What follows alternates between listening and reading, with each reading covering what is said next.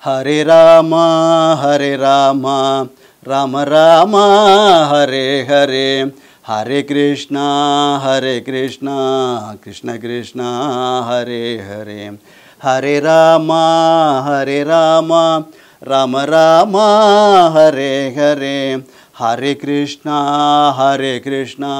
Krishna Krishna, Hare Hare, Hare Rama, Hare Rama, Rama Rama, Hare Hare, Hare Krishna, Krishna Krishna, Hare Hare, Krishnaya Vasudevaya Hare Paramatmane, Pranadakleshanasaya Govindaya Namo Namaha, Kalaye Sundarakaram Sadaiga Priyadarshanam, Ajnananasakam Devam Sadgurum Muralidharam, Sadgurunath Maharaj Ki Jai. பாகவதத்தில் பிரதம ஸ்கந்தத்தில் 18வது அத்தியாயம். பரீட்சித் மகாராஜா காட்டுக்கு வேட்டையாட போகிறான். வேட்டையாட போகிறப்ப ரொம்ப தூரம் போயிட்டான். அதனால் அவனுக்கு ஒன்றும் கிடைக்கல. இந்த நேரம் பார்த்து கலிபுருஷன் அவன்கிட்ட ஆவேசப்பட்டுட்டான். அதுக்கு நேற்று ஒரு கதை வேறு சொன்னோம்.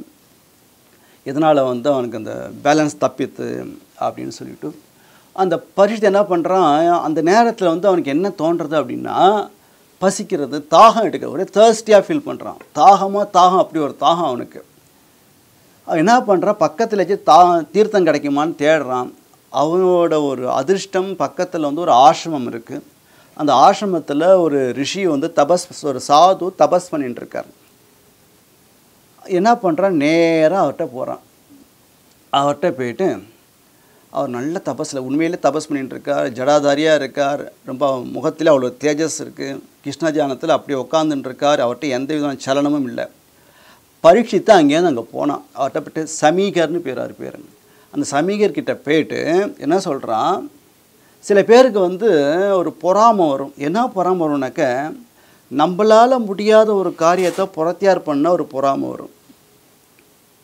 நம்மளால் முடியாத ஒரு காரியத்தை பிரத்தியார் ஒருத்தர் பண்ணிட்டான்னு சொன்னாக்க அவருக்கு மேலே தேவையில்லாத ஒரு ஜலசிங்கிறது வருதுங்கிறது ஹியூமன் நேச்சர், வருது, இயற்கை. ஒருத்தர் நல்லா பாடுறாருன்னு சொன்னாக்கா, நல்லா பாடுறான் பாரு, நல்லா நடிக்கிறாருனாக்க நல்லா நடிக்கிறார், இது மாதிரி தோணும் இல்லையா? அது மாதிரி நல்லா நாட்டியம் பண்ணுறா அப்படின்னாக்கா நம்மளும் நாட்டியம் ஆகணும், எல்லாம் நினைப்போம், நம்மளும் அது மாதிரி பண்ணணும்னு நினைப்போம். முடியாதுன்னு தெரியும், இருந்தாலும் ஒரு ஆசை வரும், ஒரு ஜலசி வரும். இவருக்கு என்ன அப்படின்னாக்க, இந்த பரீட்சித் மகாராஜா இப்போ பரீட்சித்தா இல்லை. காரணம் என்னன்னு கேட்டாக்க, இப்போ களி உள்ளே பூந்து அவன் வேலை செய்கிறான். சூழ்ச்சியை நயவஞ்சகம் பண்ணி உள்ளே வந்துட்டான், அவன் மேலே வந்துட்டான், ஆவேசம் வந்துட்டான். அதனால் பரீட்சித் என்ன பண்ணுறான், ஆக்சுவலாக இது மாதிரி ரிஷிகளில் இதுக்கு முன்னாடி தான் பார்த்தோம். திக்விஜயம் பண்ணுறப்ப பல ரிஷிகளை பார்த்தான். ரிஷிகளோட ஆசிரமத்துக்கு போனான், அவருக்கெல்லாம் பூஜை பண்ணினான், நமஸ்காரம் பண்ணினான், கிருஷ்ண கதையை கேட்டான், நிறையா தான தர்மங்கள் கொடுத்தான், விலை உயர்ந்த ஆடைகள்லாம் கொடுத்தான்னு முன்னாடி பார்த்தோம். அதே பரீட்சித்து 3 அசுமேதியாகம் பண்ணியிருக்கான்னு சொன்னாக்க ரிஷிகளை மதிச்சாதான் இதெல்லாம் பண்ண முடியும் இல்லையா? அதனால் அப்படிப்பட்ட பரீட்சித்து இப்போ தண்ணி கொடுங்கன்னு கேட்குறான். அவரை தபஸில் இருக்கார். சும்மா உட்காண்ட்ருக்கிற ஆள்கிட்ட பண்ணி தண்ணி கொடுன்னு கேட்டால் கொடுப்பா. இவர் தபஸில் இருக்கார், கிருஷ்ணனையே தியானம் பண்ணிட்டுருக்கார். தன்னை விட தன்னை தவிர அந்நியதாக ஒரு வஸ்து இருக்குங்கிற ஒரு ஞாபகமே இல்லாமல் அந்த பரமாத்மா ஸ்வரூபத்திலேயே லயிச்சு போய் உட்காண்ட்ருக்கார். அதே தியானத்தில் இருக்கிறவர்கிட்ட எந்த சலனமும் இல்லை. இவன் பேர் விஷ்ணுராதன்னு பேர். பரீட்சித்துங்கிறது காரண பெயர். ஏன் காரண பெயர் அப்படின்னு கேட்டால், அம்மாவோட கர்ப்பத்தில் இருக்கிறச்ச பகவான் ஸ்ரீகிருஷ்ணன் கர்ப்பத்தில் அவருக்கு தர்ஷனம் கொடுத்தா சதுர்புஜத்தோட 10 மாதம் அவன் பார்த்துட்டு இருந்திருக்கான் இல்லையா? அதுக்கப்புறம் தன் ரூபத்தை மறைச்சிட்டா பகவான். அதுக்கப்புறம் இவன் பிறந்தான். பிறந்ததுக்கப்புறம் என்ன பண்ணான்னு கேட்டாக்க, நான் கர்ப்பத்தில் இருக்கிறப்போ ஒருத்தரை பார்த்தனே, அவர் மாதிரி இவர் இருக்காரான்னு ஒரு பரீட்சை பண்ணிகிட்டே இருந்தானே. ஈக்ஷணம்னாக்கா பார்க்கு, பரீட்சணம் பரீட்சை பண்ணிகிட்டே இருந்தானா. அது மாதிரி இருக்காளான்னு பண்ணுனா பரீட்சித்துன்னு காரண பெயர். இப்போ என்ன தோணித்து அப்படின்னு கேட்டால், இந்த ரிஷியை சமீகரை பார்த்ததும் என்ன தோணித்து பரீட்சித்துக்கு, உண்மையிலேயே தபஸ் பண்ணுறாரா இல்லை தபஸ் பண்ணுற மாதிரி நடிக்கிறாரா? இப்போ நான் ஒரு சத்திரிய ராஜா, இந்த ராஜா நான் வந்திருக்கேன், என்னை பார்த்ததும் இவர் எழுந்து உபச்சாரம் பண்ணி என்னை கூப்பிட்டு பூர்ணகம் கொடுத்து, ஏன்னா ராஜா விஷ்ணுக்கு சமானன்னு சாஸ்திரம் சொல்கிறது. அதனால் நானும் அப்படிப்பட்ட ராஜா தான். அதனால் எனக்கு மரியாதை கொடுக்காம இவர் உட்காந்து தபஸ் பண்ணிட்டுருக்காரு, ஏந்திரிக்காத ஒரு தப்பு அவனை நினச்சிக்கிறான். இது ஏன் இந்த எண்ணங்கள்லாம் ஏற்படுறதுனாக்கா கலியோட ஒரு ஆவேசம். திருப்பி அதை அண்டர்லைன் பண்ணிக்கணும், களின்ட்டு. அதாவது பரீட்சித்து மகாராஜா வந்து ஒரு நாள் தான், ஒரு 1 hour தான் பார்த்துருப்பாங்க களி. அதுக்கு முதல் நாள் கலிபுருஷனை அந்த காலமாடை வெட்டுறச்ச அது பார்த்ததுக்கே வந்து யார் ஒருவன் கர்ப்பத்திலேயே பகவானை பார்த்தானோ, யார் ஒருவனுக்கு அவ்வளோ கல்யாண குணங்கள் சொல்லியிருந்ததோ அப்படிப்பட்ட பரிசுத்த புத்தி வந்து பேதலிச்சு போயிடுதுன்னா என்ன அர்த்தம்? களியை பார்த்ததுக்கே இந்த ஒரு எஃபெக்ட் அவருக்கு அப்படின்னா நம்ம களியிலேயே இருந்துட்டுருக்கோம். நம்மளுக்கு எவ்வளோ ப்ராப்ளம் நம்ம பண்ணிகிட்டு இருக்கோம், அது யோசித்து பார்க்கணும். பரீட்சித்துங்கிறது வேறு யாரோ கிடையாது, நாம தான். நம்ம வந்து இப்போ கலிகாலத்தில் இருந்துட்டுருக்கோம். இந்த நேரத்தில் வந்து ஈச் அண்ட் எவ்ரி செகண்ட் களியில் மாட்டி அவஸ்தைப்பட்டுருக்கோம். அப்படி இருக்கிறப்ப நம்ம புத்தியை வந்து நன்னா வேலை செஞ்சதுன்னு சொன்னாலே அது பகவத் கிருப்பை, குரு கிருப்பை, ஈஸ்வரன் கிருப்பை. நல்ல புத்தி இருந்தது அப்படின்னு சொன்னாக்க ஆனால் தப்பான என்ன வரதான் செய்யும். அதில் ஆச்சரியப்படுறதுக்கு ஒன்றுமே கிடையாது. யுகம் அப்படி இருக்குது, கலியுகமாக இருக்கிறதுனால யாருக்கு சத்சங்கம் வியாபமாக இருக்கோ, யாருக்கு பகவான் திருமணம் பண்ணிட்டானோ அவளுக்கு வாக்கில் தான் வந்து பகவான் நாம வருமே தவிர எல்லார் வாக்குலையும் வந்துடாது. சொல்லலாம் பகவான் நாம சொல்லு, பகவான் நாம சொல்லுன்ட்டு சொல்லணுமே, அது ஒன்று இருக்கு இல்லையா? அதனால் களியை பார்த்ததுக்கு 1 hour பார்த்ததுக்கே வந்து ஒரு விஷயம் டெஸ்ட் பண்ணுறான் பரிசுத்து அப்படின்னு சொன்னாக்க நம்மளாம் எம்மூளைக்கு.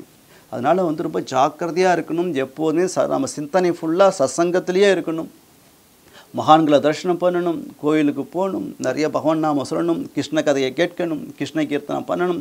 இப்படியே பொழுது ஓட்டினா தான் இது தப்பிக்கிறதுக்கு வழி உண்டே தவிர இது மாதிரி யார் பண்ணுறாலோ அவள்கிட்ட களி விளையாடாது. ஏன்னா களிட்ட அந்த குணம் இருக்குன்னு முன்னாடியே சொன்னேன் இல்லையா? அதனால் களி யாரை டச் பண்ணாதுன்னு கேட்டால், யார் பகவான் நாம சொல்கிறாலோ, பகவான் நாம சொல்ல வைக்கிறாளோ, பகவான் நாம கேட்குறாளோ, பகவத் விஷயங்களை கேட்கிறார்களோ, யார் ஒரு மகானோட சன்னிதானத்தில் உட்காந்துட்டு இருக்காளோ அவர்களெல்லாம் களி ஒன்றுமே பண்ணாது, வர முடியாது, அந்த இடத்துக்கெல்லாம் வர முடியாது. அதனால் வந்து இந்த இடத்துல பரீட்சித்து வந்து கொஞ்ச நேரம் பேசினதுக்கு என்ன ஆயிடுத்துன்னா, இங்கே சமீகருங்கிற ரிஷியை பார்த்து என்ன பண்ணுறான், தண்ணி வேணும்னு கேட்குறான். நம்ம யோசித்து பார்க்கணும். ஒரு சத்திரிய ராஜா, பராக்கிரமிக்க ஒரு ராஜா ஒரு சண்டைக்கு போகிறான்னு சொன்னாக்க சண்டை வந்து 1 hour தான் நடக்குமா? கார்த்தாலேருந்து ஈவினிங் வரைக்கும் நடக்கும். நடுவில் சாப்பிட்றதுக்கு டைம் இருக்குமா? தண்ணி குடிக்க டைம் இருக்குமா? அப்போல்லாம் வந்து எல்லாத்தையும் பொறுத்துண்டு எதிரியோட சண்டை போட்டு அவனை ஜெயிக்கணுங்கிற வெறியில் வந்து சண்டை போடுவான் 2 சைடுமே. அப்படிப்பட்ட ஒரு சத்திரிய ராஜாவுக்கு இங்கே ரிஷி உண்மையிலேயே தபாஸ் பண்ணிக்கிற ரிஷியை பார்த்து தண்ணி குடுன்னு ஏன் கேட்பானே? ஏதோ ஒரு காரணம் இருக்கும் இல்லையா? இந்த களியோட ஒரு காரணம், களி ஒரு காரணம்னு சொல்லிட்டோம். இவனால தான் வந்து பொறுத்துக்க முடியாதா? தண்ணி தாகத்தை பொறுத்துக்க முடியாதா? ஏன் என்ன பண்ணித்து, எதனால் கேட்டான் அப்படின்னா களியோட ஒரு பிரவேசத்தினால தான் அவனை புத்தி தடுமாற வச்சது, கொஞ்சம் பேலன்ஸ் தப்பிட்டான் அப்படின்ட்டு பெரியவாள்லாம் சொல்கிறான். என்ன பண்ணினா 4-5 வாட்டி கூப்பிட்டான் பரீட்சித்து கூப்பிட்டும் அவர்கிட்டேருந்து எந்த விதமான ஒரு முகமாற்றம் இல்லை, சலனமும் இல்லை. பரீட்சித்து நினச்சா, நான் ஒரு மகாராஜா வந்து நியாயமாக தர்மமாக இந்த நாட்டை ஆளுன்னு சொன்னால் இப்படி ஒன்றால் நிம்மதியாக உட்காந்துட்டு தபஸ் பண்ண முடியுமா? நான் ஒழுங்காக ஆட்சி பண்ணுறதானே கொடுத்துரு, இது மாதிரி ஒன்றால் உட்காந்துட்டு இருக்க முடியாது. அப்படிப்பட்ட நானே இங்கே வந்திருக்கேன், தண்ணி தாகன்னு தண்ணி கேட்குறேன், தண்ணி கொடுக்க மாட்டேன்றியே அப்படின்னு வந்து ஒரு பொறாமை வந்துடுத்து, கோபம் வந்துடுத்து. என்ன பண்ணினா அப்படின்னு பார்த்து, என்ன பண்ணால் இவருக்கு ஏதாச்சும் ஒரு பனிஷ்மெண்ட் கொடுக்கணும், ஏதோ ஒன்று தோன்றது. அது மாதிரி என்ன பண்ணுறதுன்னு பார்த்தான். பக்கத்தில் வந்து ஒரு இறந்து போன ஒரு சர்ப்பம், பாம்பு இருந்தது, செத்துப்போன பாம்பு. தன் வில் நுனியால் அதை எடுத்து அவர் கழுத்தில் போட்டான். யாருக்குமே வந்து ஒரு ஃபாரின் ஆப்ஜெக்ட் மேலே பட்டுதுன்னு சொன்னாக்க, ஏதாவது ஒரு பொருள் மேலே உடம்புல பட்டுதுனாக்க தன்னை அறியாமல் உடம்பு சிலிருக்கும். ஒரு கொசு கடித்தாலோ, ஏதோ ஒரு பூச்சிக்கு எறும்பிக்கிற ஊறுனா கூட ஏதோ உறுத்துற மாதிரி இருக்கும், டப்பு நம்ம வந்து கண்ணு முழிச்சிரும் இல்லையா? அது மாதிரி ஒரு உண்மையிலேயே தபஸ் பண்ணுறாரா இல்லை தபஸ் பண்ணுற மாதிரி நடிக்கிறாரா, இதை கண்டுபிடிச்சிடலாம் இல்லையா? அதனால் ஒரு செத்துப்போன பாம்பை தூக்கி அவர் கழுத்தில் போட்டான். இவர்கிட்ட என்ன ரியாக்ஷன் வருது? உண்மையிலேயே அவர் தபஸ் பண்ணுறதா இருந்தால் இந்த மாற்றம் இருக்கக்கூடாது, அப்படி இல்லைன்னு சொன்னாக்க இவர் தபஸ் பண்ணலை அப்படின்னு நம்ம இதை கண்டுபிடிச்சிடலான்னு சொல்லிட்டு போட்டார். அப்பயும் அந்த முனிவர்கிட்டேருந்து எந்த விதமான ஒரு சலனமும் இல்லை. சலனம் இல்லைங்கிறத பார்த்துட்டு சரி உண்மையிலேயே தபஸ் தான் பண்ணுறான்னு சொல்லிட்டு என்ன பண்ணிட்டான், பரீட்சித்தை வந்து அவன் போராத காலம் அந்த பாம்பை எடுத்து கீழே செத்துப்போன பாம்பை தூக்கி கீழே போட்டுட்டு போயிருக்கலாம், பண்ணலை. ஒரு நமஸ்காரம் பண்ணிட்டு போயிருக்கலாம், பண்ணலை. களி போயிட்டான், அவன் பாட்டு போயிட்டான். ஒரு 10 தப்படி தான் போயிருப்பான். சாதுக்கு வந்து அபச்சாரம் பண்ணியிருக்கான். ஒரு 10 தப்படி போயிருப்பான். கொஞ்சம் நேரம் போயிட்டே இருக்கிறப்ப எல்லாருக்குமே வந்து அந்த நேரத்தில் வந்து எல்லாருக்குமே பார்த்தீங்கன்னாக்க ஒரு ஹிப்னாட்டிக் ஸ்டேஜ் என்ன பண்ணுறோன்னே தெரியாமல் சில காரியம் பண்ணிகிட்ருப்போம். இப்போ சூசைட் பண்ணிக்கிறவங்க கூட அந்த நேரத்தில் கொஞ்சம் நிதானமாக இருந்துட்டானாக்க அவன் லைஃப்பை பெட்டராக இருக்கும். அந்த ஒரு செகண்ட் கொஞ்சம் ஸ்லிப் ஆகிடுறான், இன்பேலன்ஸ் ஆகிடுறான், அதனால் வந்து சூசைட் பண்ணிக்கிறான் இல்லையா? யாரும் தற்கொலை பண்ணிக்கிறோம் வந்து அந்த நேரத்துக்கு கொஞ்சம் நிதானமாக யோசித்து கொஞ்சம் எதுக்காக பண்ணிக்கிறோம் என்னதுக்கு அப்படின்னு கொஞ்சம் இதை தாமதிச்சான்னு சொன்னாக்க they can lead better life இல்லையா? ஆனால் இவன் என்ன பண்ணால் கொஞ்சம் தூரம் வந்ததுக்கப்புறம் அந்த ஆசிரத்தை வெளில வந்துட்டான். கொஞ்சம் தூரம் வந்ததுக்கப்புறம் வித்தின் ½ hours டைம் என்ன ஆச்சுன்னு கேட்டாக்கா அவனுக்கு தோணித்து, நான் ஏன் இந்த காரியத்தை பண்ணேன். களி பாருங்க, ஃபஸ்ட்டு களி வேலை பண்ண வச்சான், அப்புறம் அவன் போயிட்டான். இங்கே பரிசு என்ன பண்ணுறான், யோசிக்கிறான், நான் எப்படி இது மடத்தனமான ஒரு காரியத்தை பண்ணேன். அந்த ரிஷி என்ன பாவம் பண்ணினார், அவர் பாட்டுக்கு தபஸ் பண்ணிட்டு இருந்தார். ஒரு ராஜா நான் என்ன பண்ணணும், அவருக்கு ப்ரொடெக்ஷன் கொடுக்கணும். இது மாதிரி ஒரு சாது இருக்கிறதுனால தான் இந்த நாட்டில் வந்து வேலைக்கு மழை பெய்யுறது. நல்லார் ஒருவர் உளரேல் அவர் பொருட்டு எல்லோருக்கும் பெய்யும் மழையின் அப்படின்னு வான்புகழ் வள்ளுவர் சொல்லியிருக்கார். ஒரு நாட்டில் ஒரு லோகத்தில் ஒரு நல்ல சாது இருந்தால் போரும், அவர் பொருட்டு எல்லோருக்கும் பெய்யும் மழை. மழைங்கிறது காலாகாலத்தில் பெய்யும். ஏன்னா அந்த சாது அங்கே இருக்கார், அவரை உத்தேசம் பண்ணி வருண பகவான் மழையை கொடுக்குறார். அதனால தான் எப்போதும் சாதுக்கள் சங்கம், இன்றைக்கி அகத்தியர் ஒரு பாட்டு பண்ணியிருக்கார், சாதுக்கள் சங்கத்தையே மனைவி நித்தியம் நாடிடுன்னு பாடுறார் அவர். எப்போ சாதுக்கள் சங்கத்திலே சாதுக்கள் அவசியம் இல்லாமல் இல்லை, இருந்துன்னு தான் இருக்கா, நாம் தான் தேடி போகணும். யார் சாது அப்படின்னா சாதுக்கு ஒரு டெஃபினேஷனே இருக்குது. இதே பாகவதத்தில் சின்வந்தி கிருணந்தி காயந்தி இது சாதவகா. என்ன பண்ணுவா சாதுக்கள்னாக்கா சின்வந்தி, யாராச்சும் வந்து பகவத்கீதை சொல்கிறா, கிருஷ்ண கதை சொல்கிறான்னாக்கா உட்காந்து கேட்பா, சொல்கிறாளா பேஷாக வந்து உட்காந்துக்கிறேன்னு உட்காந்து கேட்பா, எந்த விதமான இதுவும் இல்லாமல் ஆகான்னு அனுபவித்து கேட்டுருப்பா. சின்வந்தி கிருணந்தி, யாரும் சொல்கிறதுக்கு இல்லை, இவளை கூப்பிட்றா, நீங்கள் வந்து கொஞ்சம் உபன்யாசம் பண்ணணும், சொற்பொழிவு பண்ணணும், கிருஷ்ண கதையை சொல்லணும் அப்படின்னா ரொம்ப பேஷாக வரனே, கருப்பு தின்ன கூலியா அப்படின்னு வந்துடுவா. வந்து பகவத் விஷயங்களை எடுத்து அழகாக பேசுவாள், கிருஷ்ண கதைகள் சொன்னி கிருஷ்ண பக்தியை ஊட்டுவா, கிருஷ்ணாமதை சொல்ல வைப்பா, எல்லாரையும் பக்தி வெள்ளத்தில் ஆழ்த்திடுவா. இப்போ சொல்கிறதுக்கும் ஆள் இல்லை, கேட்கறதுக்கும் ஆள் இல்லை, தனியாக இருந்திருக்கான்னாக்க தனக்குத்தானே கிருஷ்ணா ஹரே ராம ராம ராம ஹரே ஹரே, ஹரே கிருஷ்ண கிருஷ்ண கிருஷ்ண ஹரே ஹரின்னு தனக்குத்தானே பகவான் சொல்லிகிட்டே இருப்பாள். இந்த 3 அவஸ்தையில் யார் இருக்காலும் அவள் சாதுன்னு தீர்மானம் பண்ணிக்கோன்னு சொல்லிட்டேன் நாரதர். அதனால் வந்து சாதுக்கள்னாக்க சும்மா அவர் வந்து தப்பு தண்டா ஒன்றும் பண்ணுறதில்ல, அதனால் சாது. அது வந்து சாதுவோட ஒரு லட்சணம். சாதுன்னா அது சாது கிடையாது. இந்த 3 அவஸ்தையில் பகவத் விஷயமாக இருக்கணும். 3 சின்வந்தி கிருணந்தி காயந்தி இது சாதவகா. அதனால் இந்த சாது, இந்த ரிஷி அவர் பாட்டுக்கு வந்து தபஸ் பண்ணிட்டு இருக்கார். அவர் தபஸ் பண்ணுறதுனால தான் என் நாட்டில் பிரம்மவர்த்தத்தில் மழையே பெய்யறது. அப்படி இருக்கிறப்ப அவருக்கு போய் நான் எதையோ ஒரு கெடுதல் பண்ணேன். அவர் எதையும் எனக்கு கெடுதல் பண்ணாரா? ஒன்றும் பண்ணல. நான் எத்தனையோ போருக்கெல்லாம் போயிருக்கேன், போகிறப்ப தண்ணி குடிக்காமல் இருந்திருக்கேன், சாப்பிடாமல் இருந்திருக்கேன், தூங்காமல் இருந்திருக்கேன். அப்போல்லாம் எனக்கு கோபமே வரலையே, பேலன்ஸ் தப்பவே இல்லையே. இன்றைக்கி ஏன் பேலன்ஸ் தப்பிச்சு? நான் என்ன ஒரு காரியம் பண்ணிட்டேன்? நான் எப்பேற்பட்ட குடும்பத்தில் வந்தவன், எங்கள் தாத்தா யார், சாக்ஷா தர்ம தேவதையே வந்து இந்த வீட்டில் வந்து தர்மராக வந்து பிறந்தார். அப்பேற்பட்ட இந்திரன் இங்கே அர்ஜுனனாக பிறந்தார். வாயு பகவானே பீமனாக வந்தார். பராசக்தி ரூபமே திரௌபதியாக வந்தா. மருத்கணங்களே நகுல சகாதேவலாக வந்தா. அப்படிப்பட்ட குடும்பத்தில் வந்து இந்த திரௌபதி என்ன பண்ணால், பாட்டி வந்து ஒரு அசசபையில் பகவான் நாம சொல்லி கத்துனா. சத்சங்கத்தில் போய்ட்டு வந்து பஜனை பண்ணிடலாம், அது பெரிய விஷயம் கிடையாது. எல்லாம் ஒரே அசத்தாக இருக்கணும். அந்த இடத்துல போய்ட்டு கோவிந்தான்னு கத்துறதுக்கு ஒரு கட்ஸ் வேணும். அந்த கத்து அவள் கத்தினா பார். எப்படி வந்து ஹிரண்யகசிபு சபையில் போய்ட்டு பிரகலாதன் வந்து நாராயணா நாராயணான்னு சொன்னானோ, அது மாதிரி அசத் சபையில் கோவிந்தான்னு கத்தினாலே எங்கள் பாட்டி அந்த குடும்பத்தில் வந்தவன் நான். அதனால் எங்கள் வீட்டில் எல்லாருமே வந்து கிருஷ்ண குடும்பமாக இருக்கிறதுனால தான் எங்கள் வீட்டில் வந்து எப்போதுமே கிருஷ்ணன் கூட கூட கூட குந்தி 5 பேத்தாலா 6 பேத்தாலான்னு சொல்கிற அளவுக்கு கிருஷ்ணன் கூட கூட கூட இருந்துகிட்டு இருந்தான். ஒவ்வொரு காரியத்துக்கும் வந்து அப்படி ஹெல்ப் பண்ணிட்டு இருந்தான். அப்படிப்பட்ட கிருஷ்ணன் நான் கர்ப்பத்தில் இருக்கிறப்பயே அப்பயே எனக்கு அபாஷன் ஆகிருக்கணும். எங்கள் அம்மாவுக்கு ஏதோ ஒரு காரணத்துக்காக கிருஷ்ண பரமாத்மா என்னை காப்பாற்றியிருக்கார். அப்படி இருக்க அப்படிப்பட்ட கிருஷ்ணனை வயிற்றிலேயே பார்த்தா கர்ப்பஸ்டியமனாக இருக்கக்கூடிய நான், 3 அஸ்வமேத யாகம் பண்ணின நான், எங்கேயுமே தர்மத்தையே எங்கேயும் ஸ்தாபிதம் பண்ண நான், எல்லாருக்கும் வந்து இந்த பஞ்சசீலத்தை வந்து உபதேசம் பண்ணனால இன்றைக்கி ஏன் தப்பு பண்ணினேன் அப்படின்னு தன்னைத்தானே நொந்துக்கிறான். அவனுக்கு வந்து ரொம்ப தன்னை நினச்சி தனக்கே ஒரு காழ்ப்புணர்ச்சி, ஏன்டா இப்படி பண்ணணும், ஏன் இப்படி பண்ணணும். அந்த ரிஷி அவர் பாட்டு தபஸ் பண்ணிகிட்டு இருந்தார், நான் போய் எதுக்கு பண்ண, அவர் பார்த்து தண்ணி கொடுக்கலையா, நான் வந்திருக்கணும். அதை விட்டு ஏன் செத்துப்போன பாம்பை தூக்கி எதுக்கு அவர் கழுத்தில் போடணும். இது வந்து ஒரு நல்ல ஒரு மனிதன் பண்ணக்கூடிய வேலையாது, இது நல்ல செய்கையாது. நான் பண்ண செய்கை வந்து மோசமான செய்கை. இதை பண்ணால் வந்து அந்த சாதுக்கு ஒன்றும் தெரியாது, ஆனால் நான் அபச்சாரம் பண்ணியிருக்கேன், சாதுவுக்கு நான் அபச்சாரம் பண்ணியிருக்கேன்.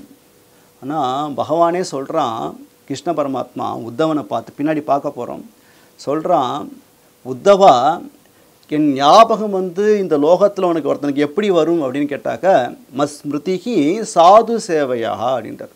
சாதுக்களுக்கு சேவை செய்வதன் மூலமாக தான் ஞாபகமே அவளுக்கு வரும் அப்படின்றான். சாதுக்களுக்கு வந்து நீ சேவை பண்ணிகிட்டே இருந்தோன்னு சொன்னாக்க கிருஷ்ண பக்தியாக ஆட்டோமேட்டிக்காக வரும். தனியாக கிருஷ்ண பக்தி பண்ண அவசியமே கிடையாது. சாதுக்கள் வேறு கிடையாது, கிருஷ்ணன் வேறு கிடையாது. அதனால் சாதுக்கள் சேவைங்கிறது ரொம்ப ரொம்ப அவசியம்.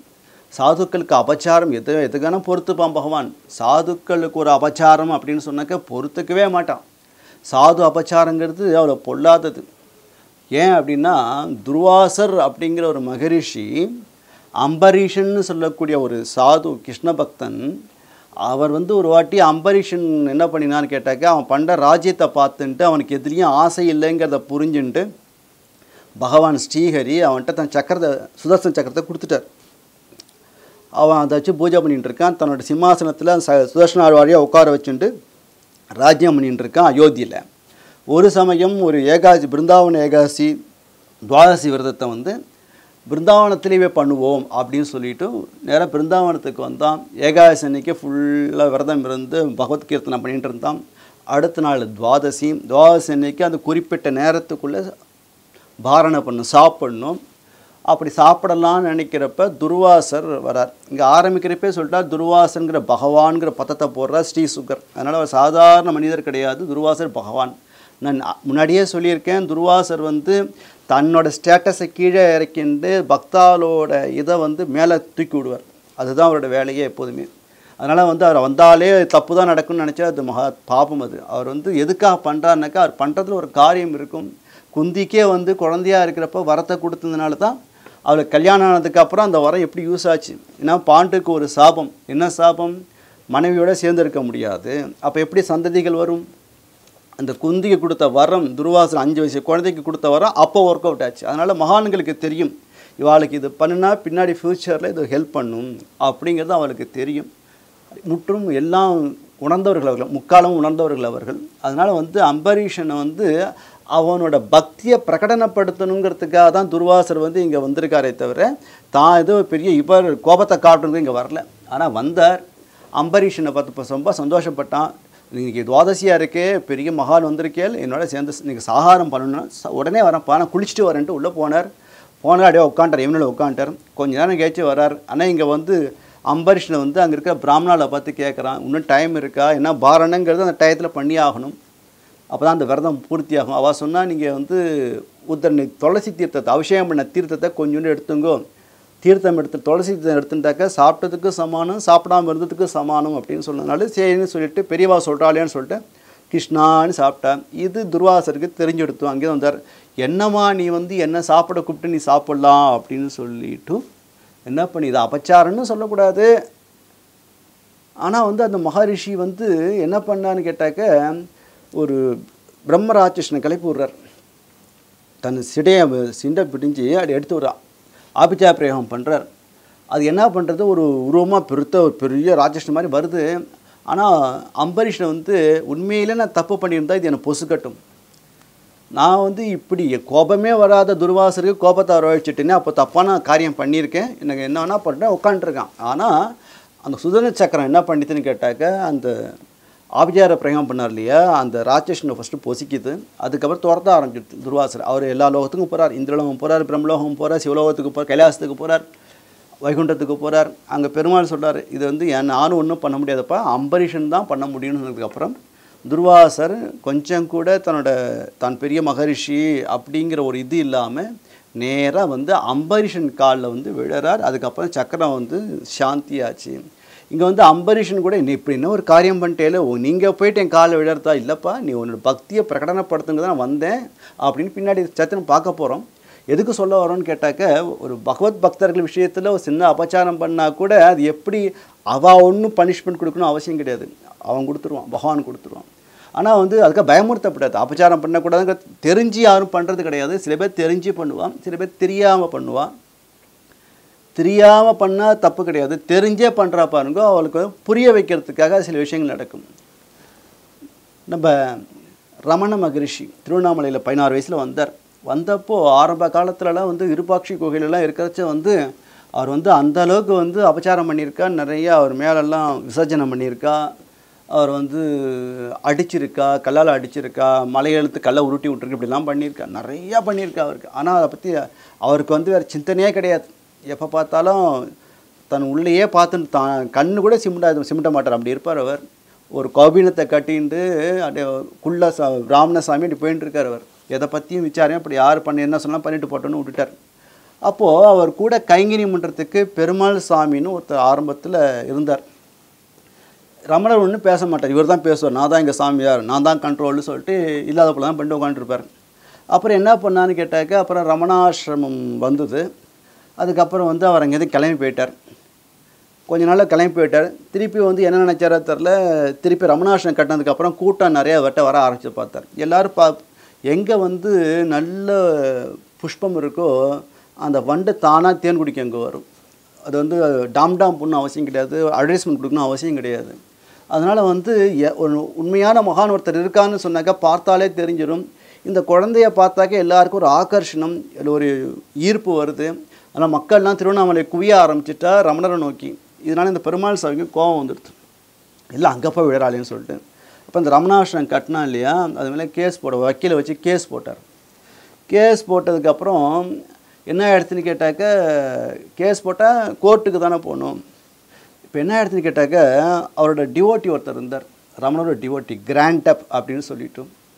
அவன் வந்து அந்த நேரத்தில் கவர்னராக அங்கே ஒருத்தர் இருந்தார், அவன் ரிலேட்டிவ். அவன் அந்த கிராண்டப் என்ன பண்ணால் நேராக வந்து இது மாதிரி இவர் டிவோட்டின்றதுனால ரமணரை பற்றி அவனுக்கு தெரியும்.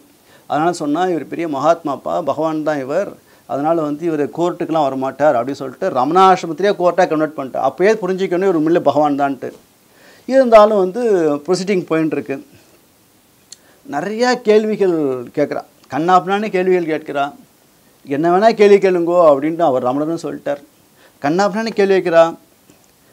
அவளை கேட்டதுக்கு அப்புறம் சில டிவோட்டிஸ்லாம் கேட்குறா, இப்படி கண்ணாப்பினான்னு கேள்வி வைக்கிறாளே உங்களுக்கு வேதனையாக இல்லையா? எனக்கு கேள்வி கேட்குறவன் கேள்விக்கு பதில் சொல்கிறான்னு 2 பேர் இருந்தால் தானே வேதனை வரும்ப்பா அப்படின்னு ரொம்ப அழகாக பதில் சொல்கிறார் அவர். ரொம்ப அற்புதமான டாக்ஸ் அதெல்லாம்.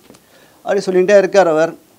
அப்புறம் வந்து இந்த ஆசிரமத்தை வந்து நீங்கள் கட்டினீங்களா அப்படின்னு கேட்டால், ஆசிரமத்தை என்ன சுற்றி கட்டினா அப்படின்னார். ரொம்ப அந்த வாசகத்தை கவனிக்கணும். மகான்கள் பேச்சு வந்து ஒரு வார்த்தை வந்தால் கூட ரொம்ப அழகாக இருக்கும், பளிச்சுன்னு வரும். இந்த ஆசிரமத்தை நீங்கள் கட்டினீங்களா அப்படின்னு கேட்டால், நாங்கள் என்னை சுற்றி கட்டினா அப்படின்னு சொன்னாங்க. இங்கே யார் வேணால் வரலாமா? யார் வேணால் வரலாமே. யார் வேணால் தங்கலாமா? யார் வேணால் தங்கலாம். எத்தனை நாள் வேணால் தங்கலாமா? தங்கலாம். ஒரு காரியம் பண்ணாமல் தங்கலாமா? ஒன்றுமே ஒரு சேவையும் பண்ணாமல் கைக்கு எத்தனை நாள் தங்கலாமா? தங்கலாம். அப்போ நீங்கள் என்ன பண்ணுவீங்க? அப்போ என்னத்துக்கு என்ன பர்பஸ் நீங்கள் இருக்கீங்க? நான் கிளம்பி போயிடுவேன் அப்படின்னு சொல்லி ரொம்ப அழகாக இருக்குது. அந்த பெரிய ஒரு கான்வர்சேஷன் இருக்குது, அப்படி போயிட்டே இருக்குது. அதுக்கப்புறம் வந்து கேட்குறா, நீங்கள் பிரம்மச்சாரியா? கிடையாது. கிரகஸ்தனா? கிடையாது. வானரப்பிரஸ்தனா? கிடையாது. சன்னியாசியா? கிடையாது. அப்போ யார் நீங்கள் அப்படின்னாரு. Perhaps for the first time Ramana Maharishi ரொம்ப ஓப்பனாக டிக்ளேர் பண்ணார், அதி ஆசிரமி அப்படின்னு இருக்கார். ரமண மகரிஷி சொல்லியிருக்கார், அதி ஆசிரமின்னு ஒத்துன்ட்ருக்கார். அப்படின்னா எல்லாத்தையும் தாண்டினவன். இதெல்லாம் ஆவிர்பாவம் தான், இதெல்லாம் வந்து பிறந்து வரதெல்லாம் கிடையாது. இதெல்லாம் பை பர்த்தே அவளுக்கெல்லாம் இருக்கும்.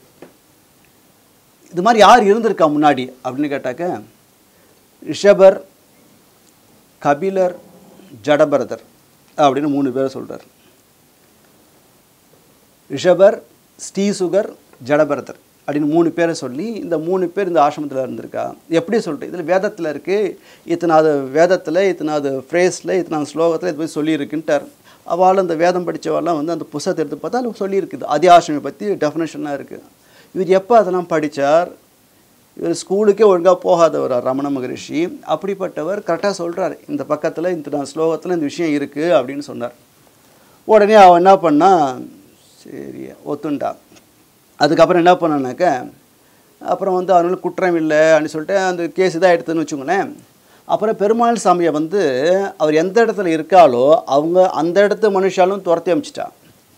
ரமணாம்சத்துக்கு வந்தாக்க இங்கே இருக்கிறவாளும் துரத்தி அனுப்பிச்சிட்றான். ஏன்னா வெளியில் இருக்க, ஏன்னா இங்கே பகவானை போய்ட்டு கோர்ட்டு கேஸு போட்டு இல்லாததும் பொல்லாது பண்ணி இப்படி பண்ணிட்டியா நீனு அப்படின்னு சொல்லிட்டு அவெல்லாம் வந்து, ஆனால் இது ரமணருக்கு தெரியாது, ரமணருக்கு அது விருப்பமும் கிடையாது. ஏதோ எல்லாம் நடக்குது, விளையாட்டு தானே பார்த்துட்டு இருப்பார். எல்லாத்தையும் சைலண்ட்டாக எதுவும் பேசவே மாட்டார். அவர் ஏதோ தூரம் பேசினது பெரிய விஷயம், அவர் பேசவே மாட்டார்.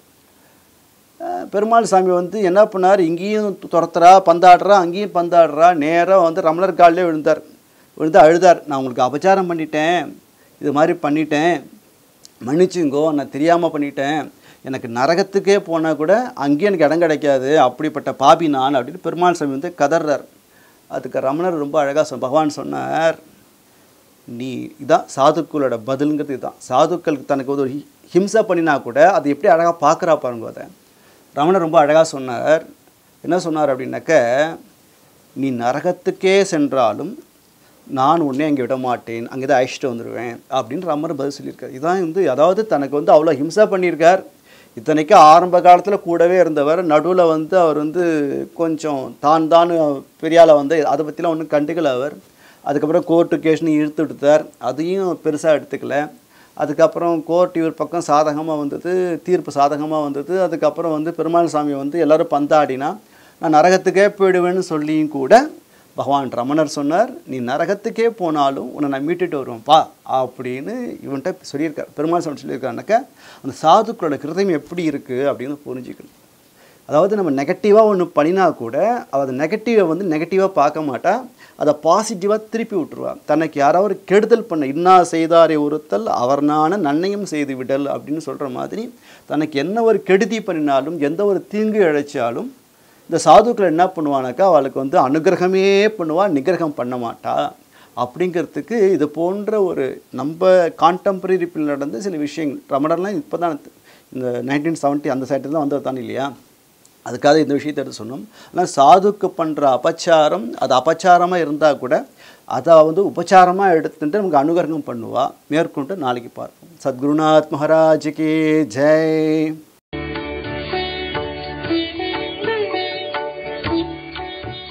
தமிழில் முதல் பக்தி சேனல் சாய் டிவி.